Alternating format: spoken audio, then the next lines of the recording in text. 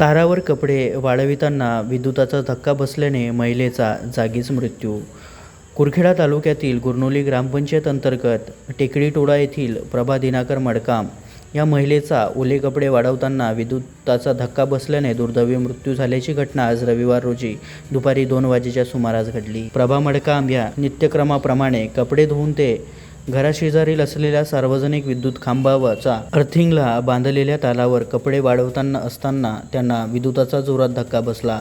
सदर बाब निदर्शनात येताच लगेच तिला कुटुंबीय, नातेवाईक, देवर्ष भोजराज खुणे व परिसरातील नातेवाईकांनी त्यांना चारचाकी वाहनात मांडत उपजिल्हा रुग्णालय कुरखेडा येथे पोहोचवले. मात्र येथे डॉक्टरांनी तिची तपासणी करीत तिला मृत घोषित केले. मृतकाच्या मागे पती व मुलगा आहे. आता त्याच कुटुंबास कोणीच महिला सदस्य नसल्याने कुटुंब उघड्यावर आले आहे. घटनेची माहिती मिळताच भाजपा तालुका अध्यक्ष, माजी पंचायत समिती सदस्य चांगदेव फाये जाऊन घटनेची विचारपूस केली.